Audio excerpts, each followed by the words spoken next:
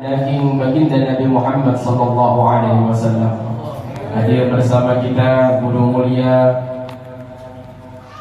Sayyidil Al-Habib Muhammad Ridwan ibn Sayyidil Walid Al-Habib Badri bin Uthman Al-Aidrus. Mata'ana Allah biduri hayati kesihati wal afiyah. Amin ya rabbal alamin. Yang kita muliakan pula alhamdulillah yang telah memberikan kesempatan kepada kita untuk menjadi wasilah berkumpulnya kita pada malam hari ini, sahibul bait qadimul majlis hikmatul muhibbin Asy-Syaikh Al-Ustadz Fadli Munakib As-Sasaki. Masyaallah, kita doakan sidin mudah panjang umur, sehat walafiat, maupun hajat dunia akhirat, banyak rezeki. Amin amin ya rabbal alamin. Kemudian yang kita muliakan pula Al-Ustadz Tuan Guru Adul Ngaran Sidin Abdul Aziz. Ujar Sidin bebas ulun kiau Aziz saja, jalurun ada ulun lebih ketujuh mengiau pian Abdul kalau dibaca. Allahumma sholli ala Muhammad. Masya Allah. Memandang wajahnya para alim, para ulama, para zuriat Nabi sallallahu alaihi wasallam, maka di situ tempat turunnya rahmat Allah Subhanahu wa taala. Jadi alhamdulillah malam ini insyaallah kita semua tidak keluar dari majelis mulia ini kecuali telah mendapat rahmat dari Allah. Amin ya rabbal alamin. Hadirin wal hadirat, ibu-ibu, bapak-bapak yang dimuliakan Allah Subhanahu wa taala.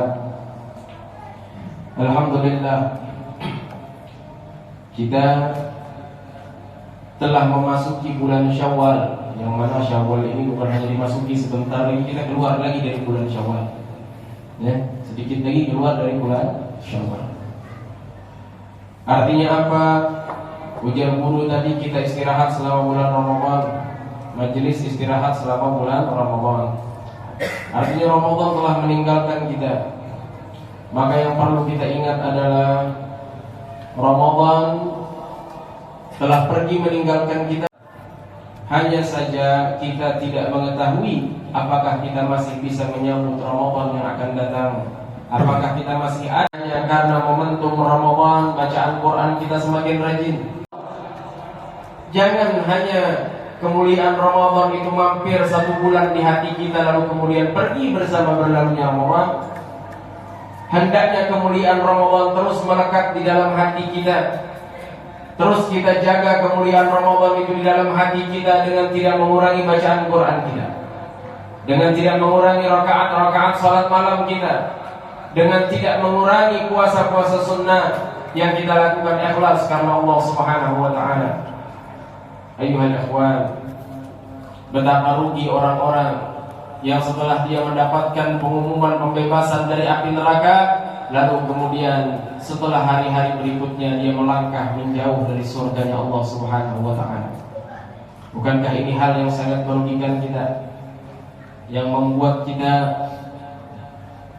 menjadi orang-orang yang begitu rugi karena tidak memanfaatkan momentum Ramadan ini sebagai titik balik daripada perubahan yang tadinya mungkin kita malas melaksanakan salat menjadi rajin, yang tadinya Al-Quran hanya ditaruh di dalam lemari kemudian dibuka di bulan Ramadan. Jangan sampai ketika Ramadan berlalu Al-Quran kembali diletakkan di dalam lemari. Na'udzubillah wa a'yadzubillah. Tunjukkan bahwa Ramadan telah membawa kemuliaannya ke atas dunia, dan kita telah berhasil memetik sebagian daripada kemuliaan Ramadan tersebut. Ini kata Ramadan udah berlalu, sholat berjamaahnya di masjid jadi malas, bacaan Qurannya kada terbuka lagi, ya Allah.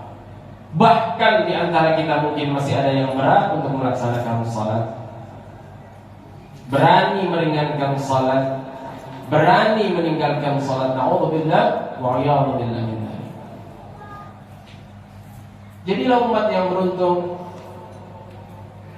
Jadi Masya Allah, wadah-wadah seperti ini, majelis-majelis taklim yang kembali akan dibuka satu persatu, akan dibuka majelis-majelis, Masya Allah. Jadi bagi yang sempat dan sehat, silahkan hadir di majelis-majelis ilmu. Jadi kalau hadir di majelis ilmu itu, silahkan pian hadiri mana yang kawa pian hadiri. Gitu. Kita lihat gurunya. Jika gurunya satu manhaj dengan kita, satu madhab dengan kita, sama dengan apa yang kita sukai, apa yang kita cintai, maka kita ikuti. Jangan takut, jangan ragu. Kalau masih ada aja awaknya, tambahi lagi. Ya Allah. Oh di Batu Licin ini kalau pian hendak hadir majelis, setiap malam ada majelis. Ada yang beda maghrib wa isya, ada yang ba'da isya, ada yang tiap hari ada. Kalau pian rajin aja hadir majelis, bawahi seperanakan ke majelis mah, bawahi seperanakan. Jadi malam baru sama masak lagi, lumayan. Ya kan? Berapa sebulan ya lah? Kan? Bila malam pulakan seperanakan ke majelis, gak ada apa-apa. Itu berkah daripada majelis. Dapat ilmu parut hanya di majelis kita Pak. Di majelis kita itu kalau ada juga undangan majelis itu nombak karingan ada juga. Tapi kan apa-apa. Walaupun kadang-kadang disuruh, tetap kita dapat berkah, dapat ilmu. Masya Allah, tabarakallah. Jadi kita ini perlu menguatkan hati. Dengan cara apa? Dengan majelis-majelis seperti ini. Kita punya guru. Maka guru kita ini kita pegang teguh. Guru kita ini betul-betul kita pelihara. Dengan bagaimana cara memelihara kecintaan terhadap guru, diantaranya hadir di majelisnya, khidmat di majelisnya, bantu apa yang bisa kita bantu di dalam majelisnya. Masya Allah. Ini yang perlu dikuatkan di akhir zaman ini yang perlu dikuatkan. Karena berguru, dia pikir dengan duduk di satu pengajian dia sudah menjadi murid daripada guru, dan murid itu membutuhkan ikrar. Harus bepadah. Guru atau kalau yang ngasuh majelisnya Habib, ulun minta izin belajar duduk di majelis dia, walaupun hanya melalui majelis ini, ulun minta izin duduk di sini untuk belajar dan akui ulun sebagai murid. Baru biar jadi murid. Baru tergolong menjadi muta'alliman, orang yang belajar. Apabila pian duduk, bulik, ini ngarannya mustami'an. Orang nama tujuh berdengar, duduk kayaknya. Tapi mbah duduk boleh, mbah kanyang parut boleh, ya lah. Ada tahu perguruan menggulung kabel, ya kan? Menggulung kabel, menyimpuni ambal, menyusuni tarbang, karena tahu lagi sudah. Nah ini kerugian yang luar biasa. Kalau orang hadir majelis kulit, dapat apa dia? Dapat berkah, dapat ilmu, iya. Tapi kalau seorang murid yang berniat khidmat kepada gurunya, maka dia akan mendapatkan lebih dari ilmu dan berkah. Apa yang dia dapatkan? Karomah. Ini dia. Jadi bila hendak berkaramat, khidmat lawan guru, mahadam bahasa orang dulu, ya Allah, mahadam. Khidmat, apa yang kawa kita gawi, apa yang bisa kita lakukan, kita lakukan. Hati-hati lawan guru ini kan. Jadi ada konsep guru lah. Maka guru ini isi guru 1000 oleh bapak boleh. Mau punya guru 1000 boleh. Tapi kalau mursyid, guru yang mursyid, murabbi itu hanya satu. Karena tidak ada dua murabbi di dalam hati seorang murid, sebagaimana tidak ada dua Tuhan di alam semesta ini. Jadi kadang-kadang murabbi dua, kadang-kadang. Kenapa? Karena yang dituju robnya cuma satu. Maka kita jangan membawa dua guide. Bingung kan? Saya mau membawa jalan sini, saya mau membawa jalan sini, bingung kan? Karena tujuannya jelas, maka cukup dengan satu murabbi. Maka murabbi inilah yang disebut sebagai orang tua kita yang wajib untuk kita prioritaskan. Wajib hukumnya. Jadi kita ini punya orang tua 3. Yang pertama orang yang melahirkan kita, melahirkan kita ke dunia, ayah dan ibu kita.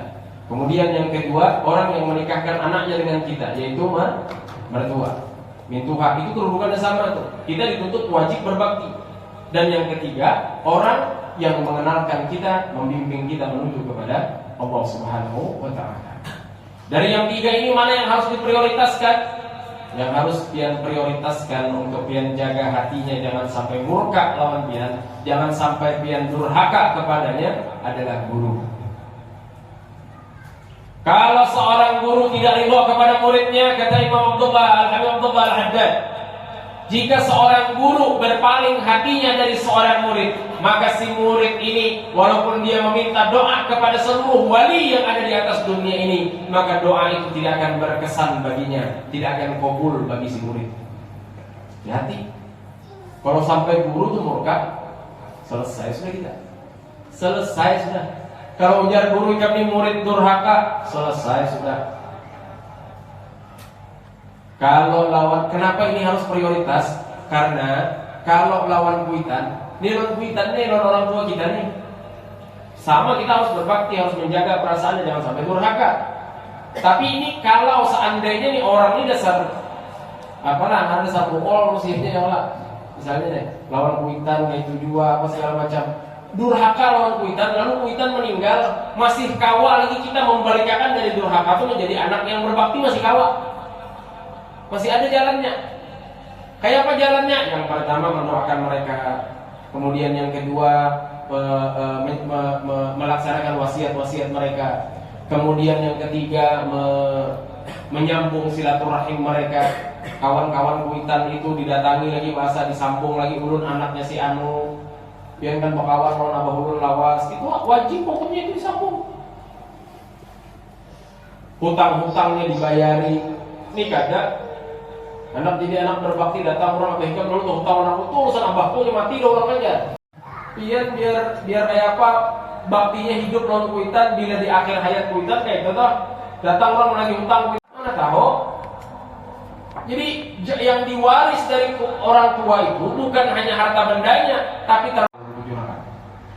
ini kan banyak biasanya banyak orang apabila ada kuitannya meninggal misalnya lah, kuitannya meninggal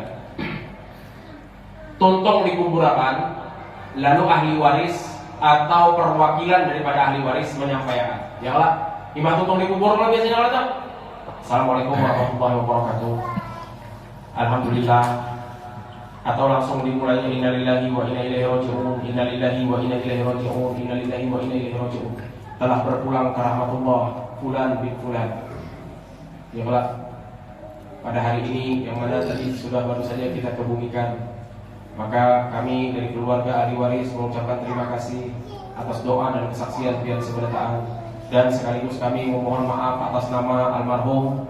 Itu kan biasanya lah, atas nama almarhum apabila semasa hidupnya mungkin dalam bergaul pernah melakukan kesalahan dalam perkataan maupun perbuatan, mohon dimaafkan, mohon diridhoi.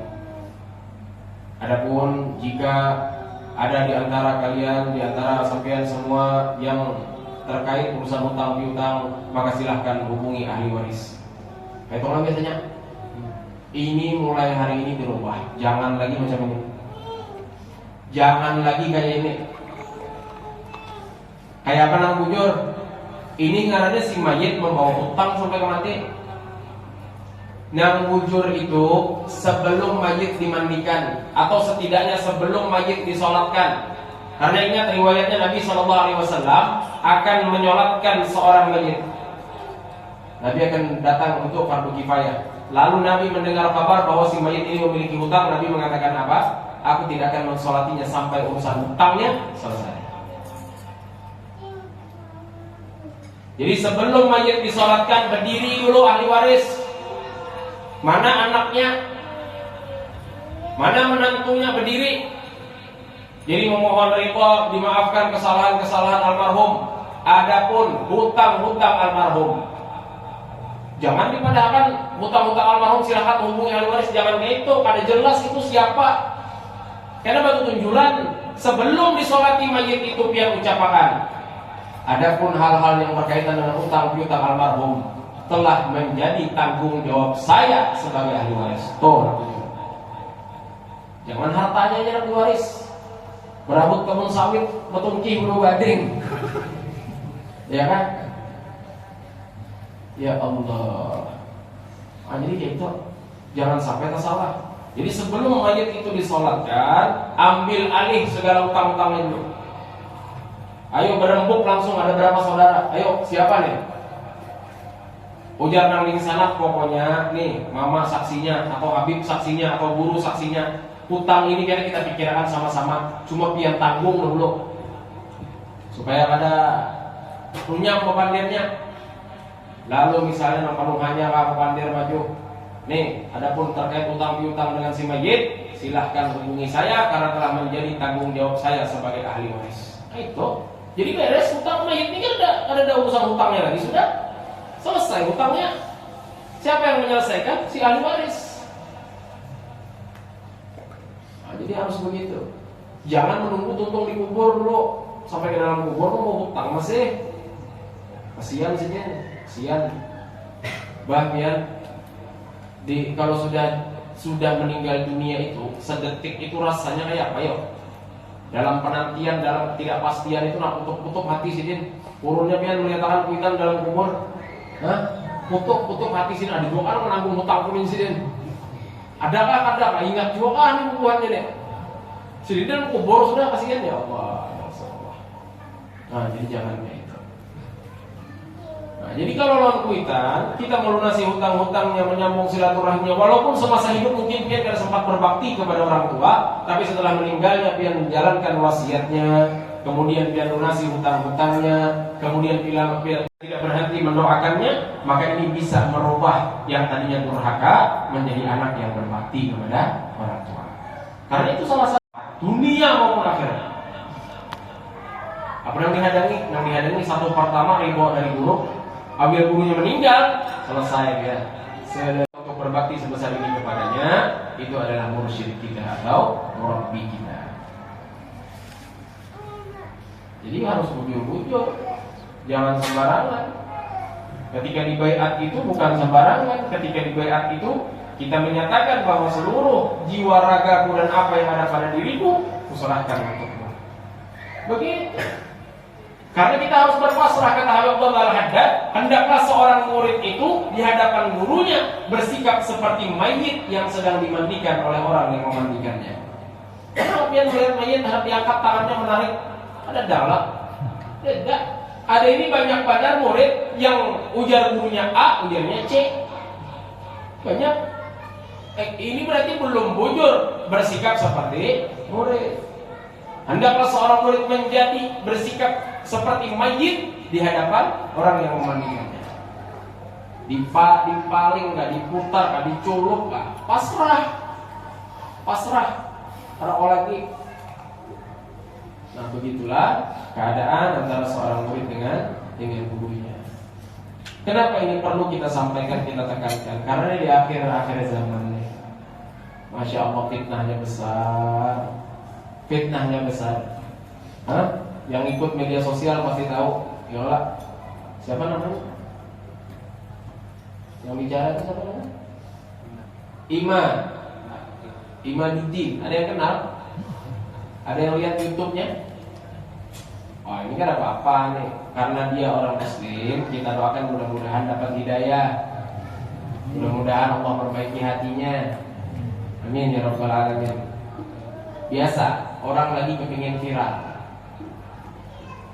Pian kalau hendak viral, kalau hendak terkenal gampang.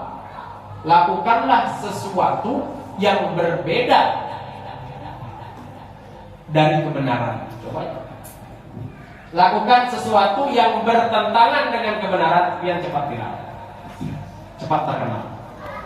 Jujur, orang makan pakai tangan, coba pian makan pakai batis, cepat terkenal. Loh, serius ini. Nih, dari duduk di sini kopiahan kayak ini baju rapi semua ya Pak. Biasa aja, biasa. Jalan orang hingga si anu. Tapi coba kalau seandainya ada yang tiba-tiba masuk ke situ cuma pakai sepak coba. Terkenal kan? Terkenal. Semua mata akan tertuju kepadanya. Ya kan? Wah, harus melakukan sesuatu yang berbeda. Jadi jangan pian ngikut ambil hati, gak usah. Kalau ada lagi yang berdebat-debat begitu, jangan.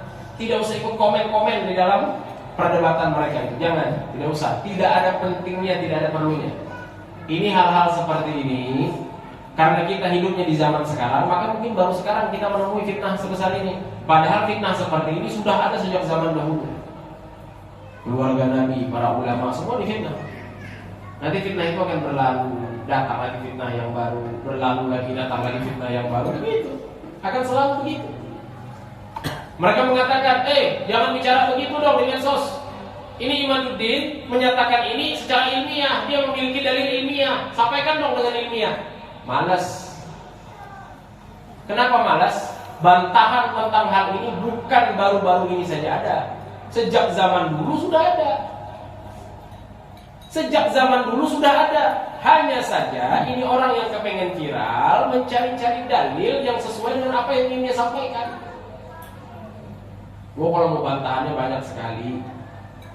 Banyak sekali bantahan-bantahannya. Kita melihatlah. Kita yakini ulama-ulama zaman dulu itu ulama-ulama yang lurus. Kita lihat ulama-ulama kita. Nih contoh aja di Indonesia.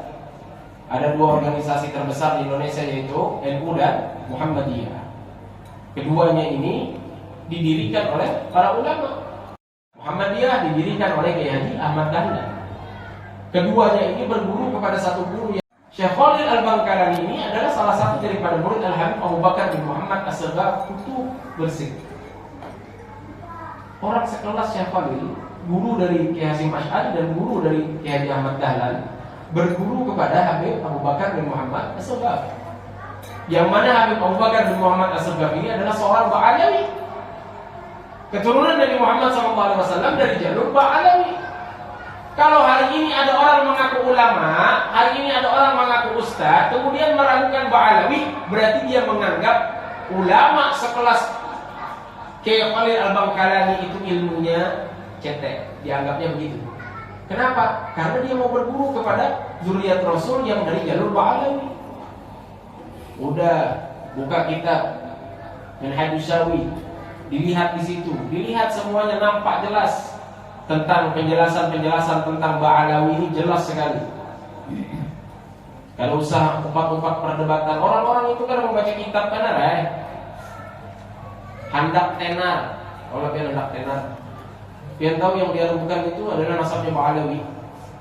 Berarti bukan hanya habaib yang ada saat ini yang diragukan. Habib Abdullah Al-Haddad diragukan, Habib Abdullah Al-Idrus diragukan, Habib Umar bin Abdul Al-Waqqas diragukan, Syekh Abu Bakar bin Salim diragukan. Bahkan Ustadzil A'zam Sayyidina Faqih Muqaddam dia lakukan.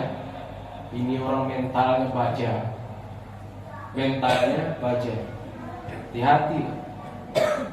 Hati-hati. Jangan begitu.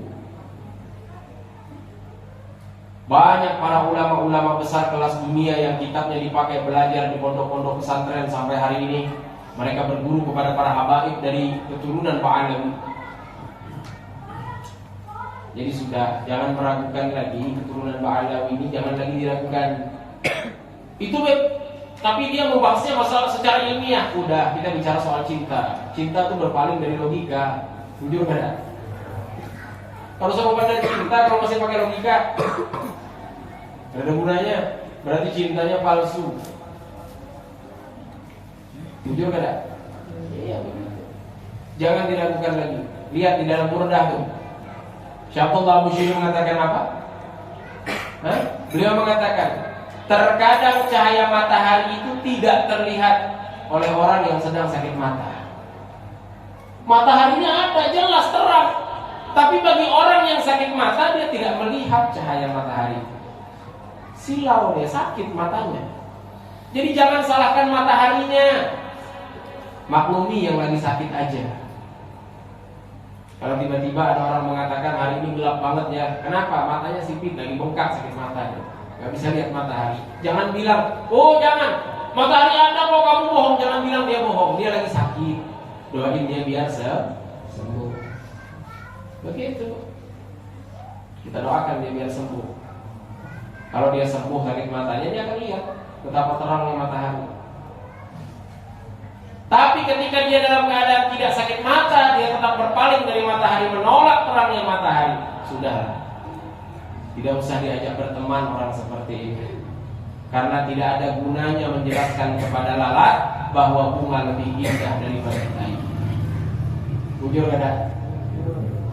Apa gunanya? Ya coba lalat tuh yang pandiri, coba apa di tempat sampah ini? Mending kan ke bunga-bunga tuh kayak lebah. Bunga lebih indah, lebih harum, lebih bersih daripada tempat sampah ini. Tak bisa, lalat memang hidupnya di situ. Sudah. Tidak ada yang salah dalam mencintai. Lebih baik salah dalam mencintai daripada salah dalam mengingkari. Jujur kan? Mana haramnya? Kita mencintai, tapi kita salah mencintai orang. Bagus masih cinta nih, karena cinta ini tidak akan membawa keburukan. Tapi kalau kita mengingkari orang yang salah, kayak apa ya? Ada orang pakaiannya rapi, turun dari mobil dengan plat DA1Z. Dia tidak pernah lihat bupati. Turun dia dengan pakaian rapinya, dia datangi, pian salami, pian cium tangannya. Ternyata dia supir atau ajudan. Masih lebih bagus daripada ya kalau lagi bupatinya perasaan semalamnya. Mana bagusnya salah cium tangan lawan mengingkari bupati yang mujur padahal. Masya Allah, tabarakallah. Tapi manhaj kita bukan manhaj membenci. Kita cinta kepada habaib, kita cinta kepada ulama, kita cinta kepada sahabat Nabi, kita cinta istri-istri Nabi. Maka bagi orang yang sedang sakit mata ini, kita doakan mudah-mudahan sembuh sakitnya. Begitu. Berapa banyak orang yang tadinya membenci, kemudian ketika Allah balikkan hatinya, maka dia jadi pecinta yang terkuat. Lihat Sayyidina Umar bin Khattab, betapa benci dia kepada Nabi SAW, bahkan dia menghunuskan pedangnya akan membunuh Nabi Muhammad. Tapi ketika hidayah datang merasuk ke dalam hatinya, dia termasuk orang yang paling kuat dalam pembelaannya terhadap Nabi Muhammad SAW. Begitu. Jadi jangan umpat-umpatan, yang aman kayak gitu. Jangan umpat-umpatan, bepikut bujur-bujur lawan penguruan. Ini kada kayak pandiran di warung kopi, gila hubungan Habib ini bujur di bawah. Jangan. Pian orang berguru, dan kebetulan guru pian habaib. Jangan rugi pian. Karena kalau gara-gara pandiran pian membuat pian keluar dari hati guru pian, nah apa? Kemana pian mencari ridhonya lagi ngalih? Sulit. Jadi jangan. Kalau mendengar orang lagi pandiran itu, kalau pian kada mampu menjawab apa, pian menjawab. Daripada hati rusak. Jangan sampai merusak hati. Benar, Masya Allah.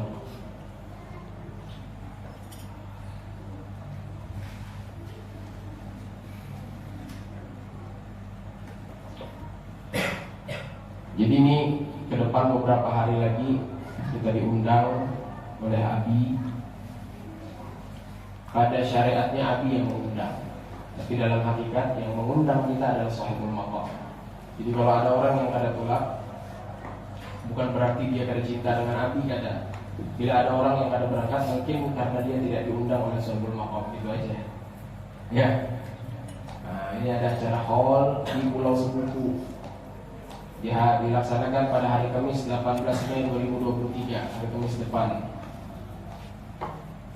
Itu Habib Abdurrahman bin Tahir bin Syarif Ali yang ada di Sebambar. Kalau dengan Abi, itu Abi bin Badri bin Utsman bin Segaf bin Abdurrahman.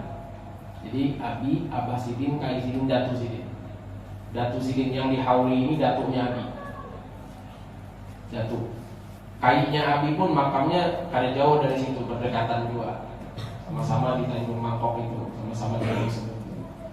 Jadi fadhal silahkan yang mau hadir, karena ini event pertama kali dilaksanakan haul akbar beliau. Belum pernah dihauli oleh keluarga besar. Baru ini akan diadakan haulnya. Jadi kalau pian kawan berhadir, hendaklah hadir sebagai tanda terima kasih. Nah, karena zaman dulu yang membawa Islam ke daerah Kalimantan Selatan ini siapa lagi? Kalau bukan para ulama, para habaib. Yang mana mereka hidup itu bukan seperti zaman sekarang. yang kita hidup dengan serba mudah. Mau ngalihnya udah mendatangi sidin situ jar, ngalihnya mendatangi sidin situ jar, naik sepeda motor, naik feri sekali ke Kota Baru, naik feri lagi sekali sampai ke Pulau Sebuku rumah wujudnya. Pian bayangkan bahari sidin berdakwah pulang-puling Pulau Sebuku Batu Licin, Pulau Sebuku Batu Licin, Bakayu namanya, pakai sampan Bakayu. Masa kita tinggal mengulas gas saja masih barat lagi. Bakayu man, ada Saboka, belum ada lagi Saboka. Kalau Saboka, nggak tahu Saboka benar. Saboka tuh orang Martapura, menyebut Saboka, yang di sini Katinting atau Kalotok, Saboka. Ini merek mesin, guru Sabora tuh merek mesin, ya lah, mesin Sabora namanya.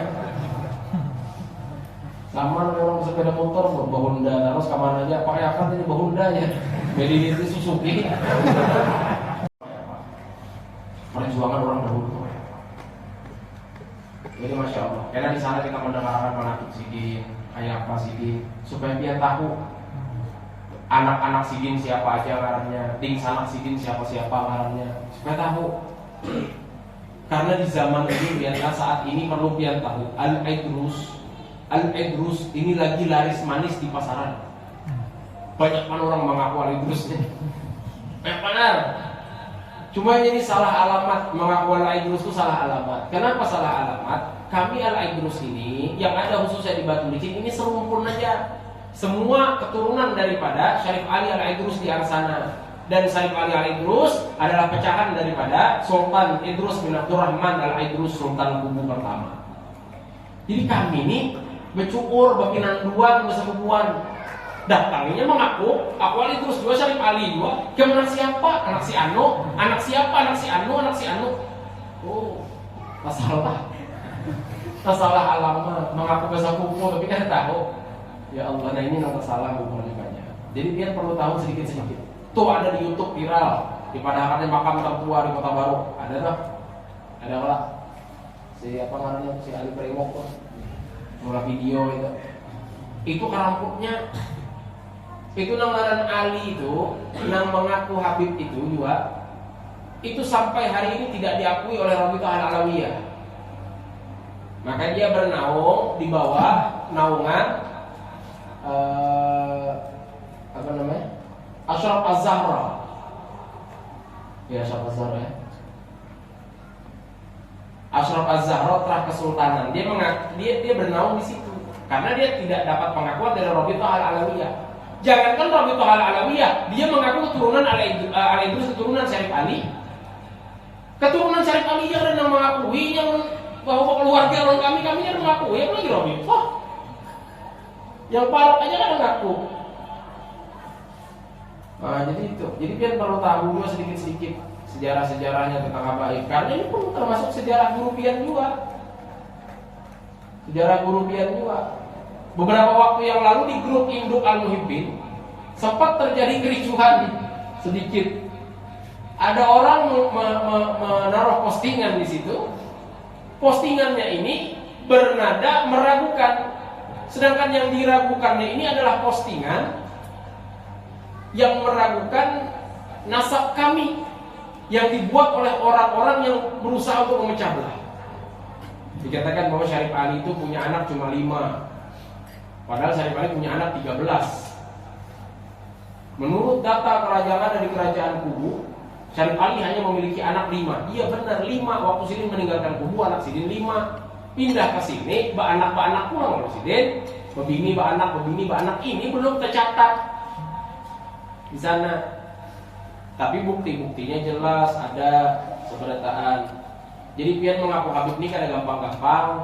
Pian bila mengaku Habib bin siapa bila ada sambungannya tuh pian dicari orang adalah siapa kaya atau datu piannya, adakah peninggalan surat tanah bahari atau buku nikah bahari atau surat apapun bahari yang menunjukkan ngarang ini ada sayyidnya atau ada famnya di belakang. Bila kada ada kalau si Habib pian kalau jadi kada gampang, sulit itu. Nah, dan ini semua jadi yang perlu pian tahu nih, kalau kami jalur nasab yang paling nyaman dicari ulun Habib Ridwan sama aja. Bin Habib Gadri, bin Utsman, bin Serga, bin Abdurrahman, bin Tahir, bin Syarif Ali, bin Abdurrahman, bin Idrus. Ya, bin Idrus, bin Abdurrahman lagi, bin Abdurrahman, bin Ali. Ini Idrus ini makamnya di Kabupaten Kuburaya. Sirin adalah sultan daripada Kesultanan Kubu. Sirin sultan pertama. Abah Sirin Abdurrahman itu makamnya sudah ada di Zambal, Pak Romo, di Tarim. Di Zambal sudah. Kai Sirin, Datu Sirin, semuanya, semua mata rantainya itu semuanya ada di Zambal sampai ke Habib Tombah Idrus. Semua ada di Zambal. Semua di Zambal, karena ada yang keluar dari Zambal. Ini nyaman, datanya rapi, jelas. Karena ada nongkrong dirampungkan lagi, dan kami semua terdaftar di diakui seluruh dunia bahwa lembaga nasab Al Alawiyah adalah lembaga nasab yang paling rapi dan paling berhati-hati. Kita akan membicarakan maktab-maktab yang lain. Cuma hendaknya kita ini mengupati yang jelas-jelas aja. Kalau ada yang jelas, kenapa harus mencari yang kada jelas? Kan gitu. Orang yang mencari sesuatu yang kada jelas itu hanya orang-orang yang tidak menemukan kejelasan terhadap sesuatu yang sudah nyata. Itu aja. Jadi melebar-lebar kemana-mana ini Allah. Cuma intinya pian, ulun yakin pian kada paham ya, namun sampai yang nanti kada paham kan pian. Intinya cintai Ahlul Bait Nabi, cintai habaib, dimanapun mereka, bagaimanapun keadaan mereka, cintai, jangan dibenci. Urusan nasab mereka bukan urusan pian. Itu sudah nyaman, cintai habis kisah. Karena mencintai itu indah dan ganjarannya surga. Man mata ala hubbi ali Muhammad mata syahida. Orang yang meninggal dunia hatinya cinta kepada keluarga Nabi Muhammad, matinya mati syahid. Orang mati syahid apa yang didapatkannya? Dia masuk surga bighairi hisab. Itu aja kan? Ada. Orang mati syahid itu diberikan izin oleh Allah memberikan syafaat kepada 70 orang keluarganya. Jadi kalau dia cinta kepada Nabi, yang bisa selamatkan 70 orang keluarganya. Karena ini dari Nabi, mata syahidah, matinya mati syahid ya Nabi. Man mata ala hubbi ali Muhammad, siapa yang meninggal dunia dalam keadaan hatinya cinta kepada keluarga Nabi Muhammad. Basyarahu malakal maut bil jannah, summa munkar wa nakir. Akan datang malaikat maut memberikan kabar gembira kepadanya tentang surga. Kemudian itu juga yang akan dikabarkan oleh munkar dan nakir. Jadi orang yang cinta sama keluarga Nabi dalam kubur itu kan lagi ditakoni marab buka ada lagi. Mungkar nakir itu memberi jalan aja menuju surga. Ini jalan ke surga yang lewat sini. Nah, itu jahat. Asal cintanya bujur. Cinta yang bujur sampai akhir hayat ini langka, jarang.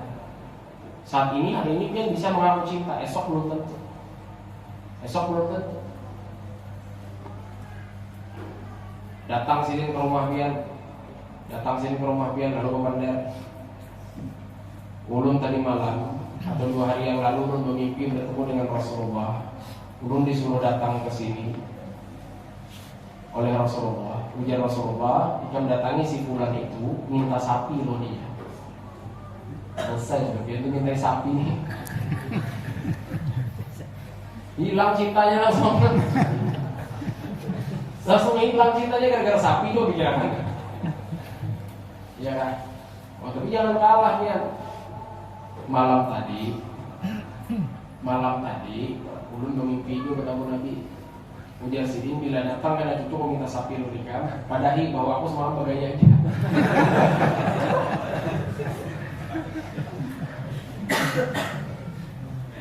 Ya Allah. Berat pian cinta itu berat. Karena ada cinta tanpa pengorbanan, karena ada cinta tanpa perjuangan. Cinta perlu diperjuangkan. Dan mempertahankan cinta sampai akhir hayat itu berat.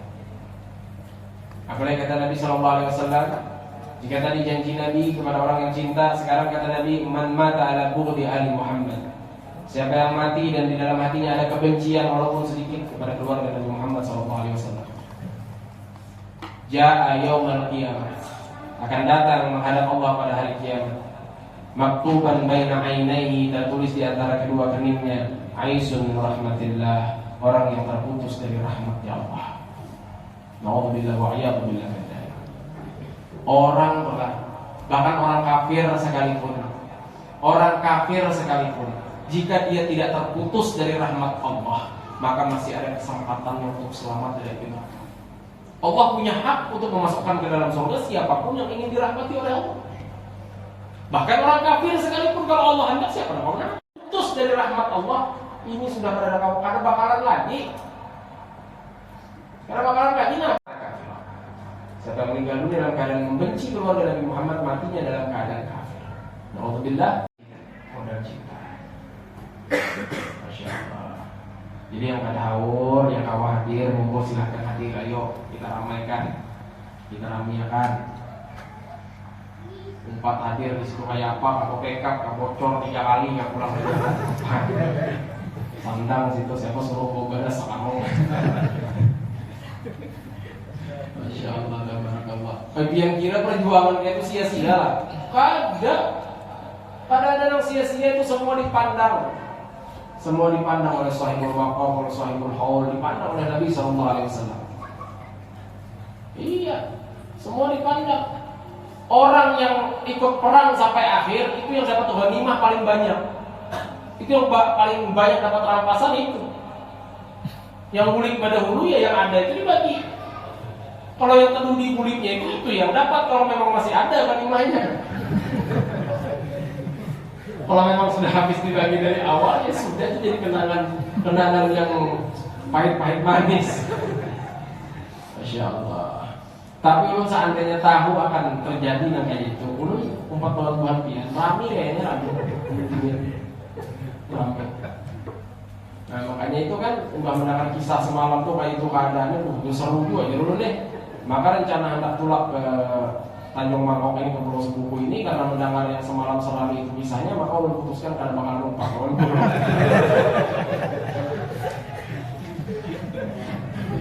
Ini ulun karena ulun sudah memutuskan untuk uzlah, menghindari keramaian.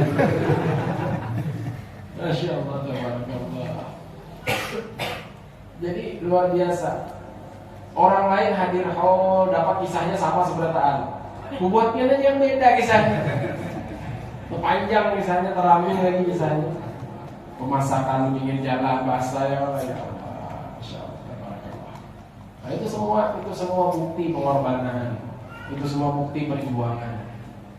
Dan itu berada yang sia-sia. Semua akan dibayar nanti di sisi Allah Subhanahu wa taala.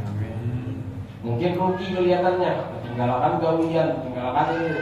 Itu menjadi pelajaran juga. Guru berkisah juga aturannya aja untuk awal datang sore. Tapi karena ada yang bagawi, ada yang ini, ada yang itu, akhirnya berangkatnya imam maghrib. Supaya jangan sampai ada yang tinggalkan gawian anak 24 tapi bagawi ayu juga. Tapi ternyata ketika pulik yang harusnya esok bagawi sampai esok masih di jalan nggak sampai apa. Nah ini pelajaran gasan kita. Mungkin kita ini masih kabupaten, aduh aku malah mau tulak gawian karena mau ditinggalkan. Iya, ini panggilan haul masih. Coba biar bayangkan kalau yang panggilan yang datang ini panggilan Israel, kawal apa ini? Isok bagawi, awal malam ini jangan mati loh. Apa? Nah ini peringatan, pelajaran. Ayo, bujur-bujur, ya kan? Dunia keperluan, akhirat jadi tujuan. Itu intinya.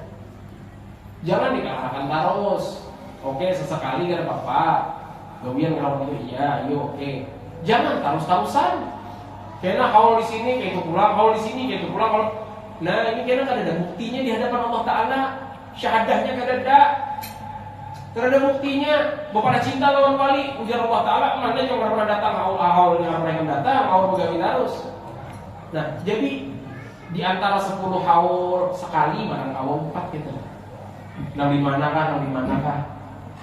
Nah itu sebab setiap ada pengorbanan di situ ada ganjaran yang besar. Di situ ada ganjaran yang besar. Biar kira sama lah rahmat yang Allah berikan kepada orang yang di waktu subuh bangun dingin-dingin karena malam tadi nyembah, bangun langsung mandi. kedinginan, Masya Allah, mata masih kalat tetap tidak rasanya bangun sholat subuh. Apakah sama rahmat yang Allah berikan kepada orang seperti ini lawan orang yang mengaruh guring sebangun sampai jam 8? Karena sama. Setiap ada pengorbanan, Allah tabarakallah. Mudah-mudahan kita panjang umur, sehat walafiat semua. Mudah-mudahan ditetapkan hati kita dalam iman. Mudah-mudahan Allah Subhanahu wa taala Muhammad, dan mudah-mudahan cinta kita dipandang oleh Allah Subhanahu wa taala sehingga cukup bagi kita cinta ini untuk menebus diri kita dari api neraka.